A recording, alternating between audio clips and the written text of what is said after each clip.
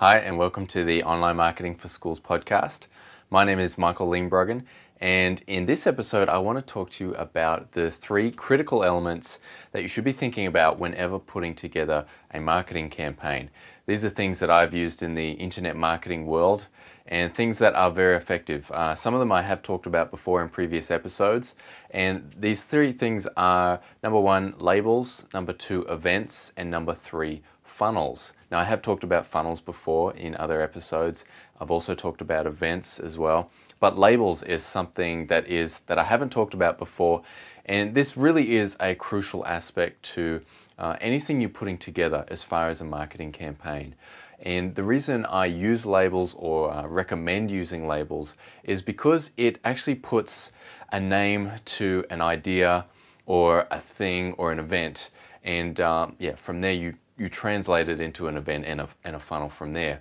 But a label in the internet marketing world is something that has traditionally been used to, I guess, as far as branding, it lets someone put a label on a technique, perhaps, whether it's a search engine technique or something to do with website building. For example, there is what's called as a squeeze page, which is a page visitors come to and they enter their name and email address into that page. And there's a lot of reasons why they should enter their name and email address. Someone came up with the idea of squeeze page, called it that, and now forever in the internet marketing world, these types of pages are known as squeeze pages.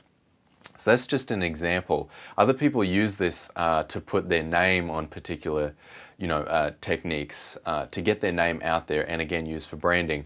In a school environment, you're not so much trying to come from the point where you want people to recognize you as the person that has come up with this particular idea, but from a branding point of view, it's excellent to actually put a label to something and then from there translate it into an event. To use an example in my own business, which one of the things I run is Brisbane Body Challenge.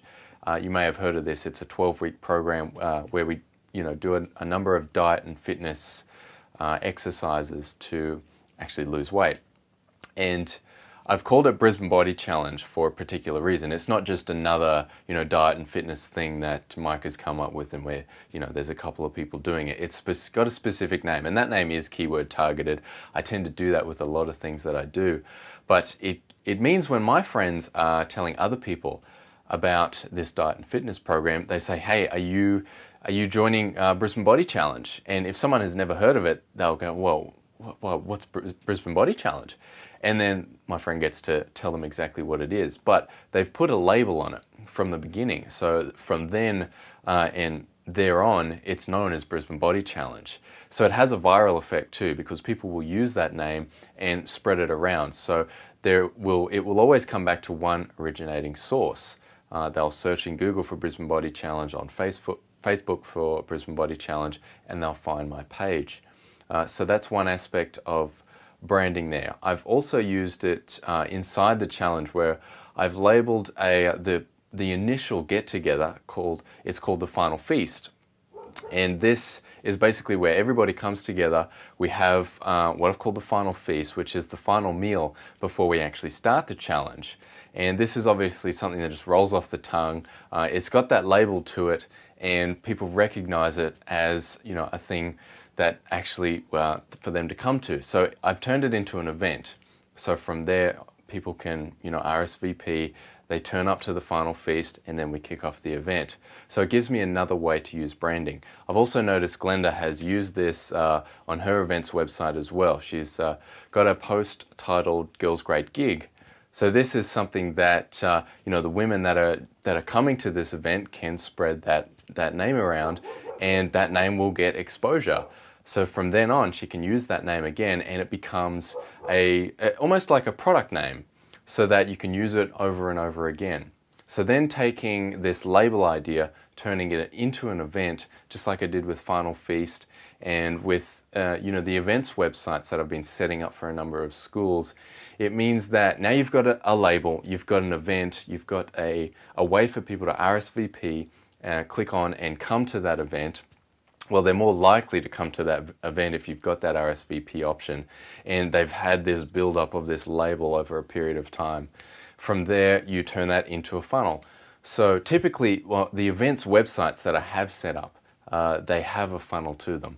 So it's a matter of people coming to the website, whether that's through social media or an email campaign or directly from the website. They'll come to the event, click that RSVP option, get a number of other emails reminding them about the event, then they'll eventually turn up to that event. So that's the funnel in action there. We can also have secondary funnels as well. So on the third page, after they've come through, either entered their name and email address to RSVP for the event, they go to a third page, and we can track that with conversion tracking, either through Google AdWords or Google Analytics. And from that funnel, we can transition into something new, whether it would be for people to join the P&F group, or to become a member of the community, or to join the business directory.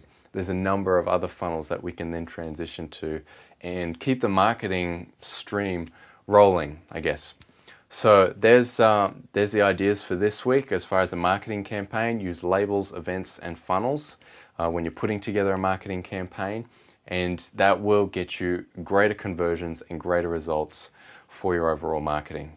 So thanks for watching. If you have any questions for me or you'd like to get in touch with me, please click that contact button on the website, and I look forward to hearing from you soon. Thanks.